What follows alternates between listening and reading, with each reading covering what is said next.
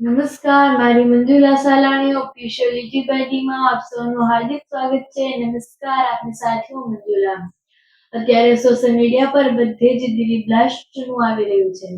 ત્યારે દિલ્હી બ્લાસ્ટમાં સૌથી મોટા ખુલાસાઓ થયા છે ને આપણા નરેન્દ્ર મોદી પણ લોકનાયક હોસ્પિટલમાં પહોંચ્યા છે ને જે લોકો ઘાયલ હતા તે લોકોની મુલાકાતે પહોંચ્યા છે. જ્યારે દિલ્હી બ્લાસ્ટ થયો ત્યારે 20 જેટલા લોકો ઘાયલ હતા અને ઘાયલ લોકો પાસે તેઓ ગયા છે. એ 20 જણા લોકો લોકનાયક હોસ્પિટલમાં દાખલ છે અને ત્યાં શ્રી આપણા નરેન્દ્ર મોદી પધાર્યા છે. તેઓ ભૂતાનના પ્રવાસી હતા અને ભૂતાનના પ્રવાસ બાદ તેઓ પોતાની રાજધાની નવી દિલ્હી પહોંચ્યા છે અને ત્યાં તેમણે આ લોકોની મુલાકાત લીધી છે.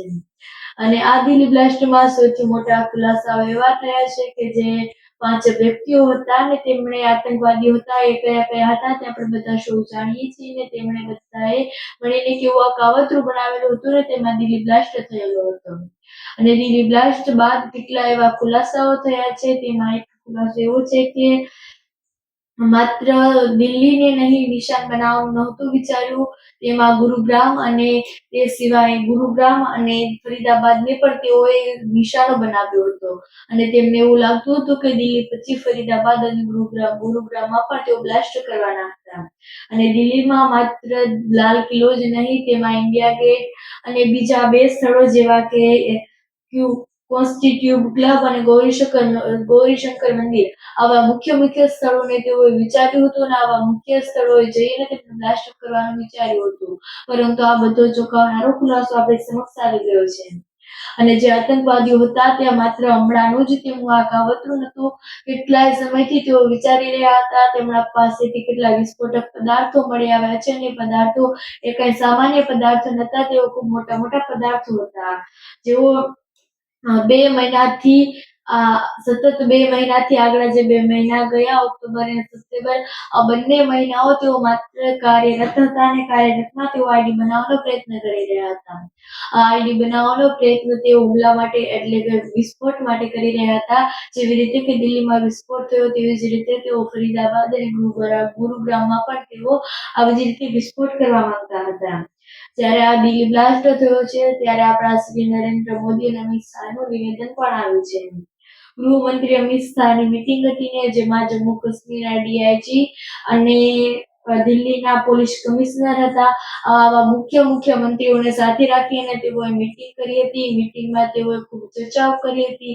આજે દિલ્હી વિસ્ફોટ હતો તે વિસ્ફોટ વિશેની ઘણી ચર્ચાઓ થઈ અને તેમાં ગૃહમંત્રી અમિત શાહે નિવેદન આપ્યું છે કે દિલ્હી બ્લાસ્ટમાં જે સૂત્રોધાર હતા જેમણે પણ સૂત્રોધાર કર્યો છે અને આજે દિલ્હી બ્લાસ્ટનું આયોજન કર્યું છે તે લોકોને બક્ષવામાં નહીં આવે.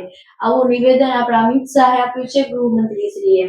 ત્યાર પછી આપણે જોઈએ તો એના પછીના કેટલાય ખુલાસો આપણી સમક્ષ આવી ચૂક્યા છે, પરંતુ હજી પણ એવા સતત ખુલાસાઓ આવી જ રહ્યા છે. તપાસ ચાલુ થઈ રહી છે, તપાસ અત્યારે ચાલુ છે. જેવી રીતે તપાસ વધતી જાય છે તેવી રીતે ખુલાસાઓ પણ વધતા જાય છે. જેમાં મુખ્ય આરોપી આદિલ હતા અને આદિલે 17 ઓક્ટોબરના દિવસે જમ્મુ કાશ્મીરના નવગામમાં જૈશ-એ મોહમ્મદના પોસ્ટર લગાવ્યા હતા. આના પરથી જમ્મુ કાશ્મીર અને હૈદરાબાદની પોલીસ હતી તે એક કાર્યરત થઈ હતી અને પોલીસ કાર્યરત થયા બાદ તેમનો ભાંડો ફૂટ્યો હતો અને તેને લઈ અને જમ્મુ કાશ્મીર અને હરિયાણાની પોલીસે કાર્યવાહી કરી. કાર્યવાહી બાદ તેમાંથી જાણવા મળ્યું કે 29 કિલો જેટલો વિસ્ફોટક પદાર્થ ત્યાંથી મળી આવ્યો હતો તે આતંકીઓ પાસેથી. જે ડોક્ટર આદિલ હતો તે ખૂબ ગભરાયેલો હતો અને તેની પાસેથી 2900 કિલો જેટલો એટલે કે તમે વિચાર કરો કે 29 કિલો જેટલો વિસ્ફોટક પદાર્થ એ કેવો ગંભીર અને તેને જો વિસ્ફોટક પદાર્થનો વિસ્ફોટ થાય તો તે કેટલી રીતે ગંભીર વિસ્ફોટ કરે અને કેટલા લોકોને નુકસાન કરે તે આપણે સૌ જાણીએ છીએ. આવા ડોક્ટર આદિલની સાથે 4 સભ્યો જોડાયેલા છે અને આ સભ્યોને કેવું કર્યું ત્યારે દિલ્હી બ્લાસ્ટમાં આપણે જોઈ જ ચૂક્યા છીએ. દિલ્હી બ્લાસ્ટમાં જે અત્યારે નિર્દોષ લોકો ઘાયલ થયા છે તે ખૂબ કરુણમય દ્રશ્યો આપણી સમક્ષ આવી ચૂક્યા છે.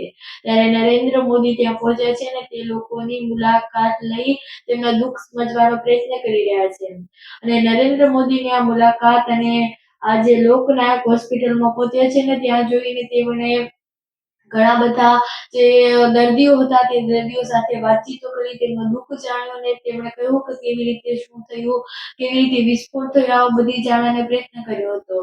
અને આ લોકનાયક હોસ્પિટલમાં નરેન્દ્ર મોદી પહોંચ્યા છે અને લોકોની મુલાકાત લીધી. એ વિશે તમારું શું કહેવું છે? કમેન્ટ્સ પર જરૂરથી જણાવજો. અને સાથે જ અમારી મંજુલા ઝાલાણી ઓફિશિયલ યુટ્યુબ ચેનલને સબસ્ક્રાઇબ કરવાનું ભૂલશો નહીં. નમસ્કાર.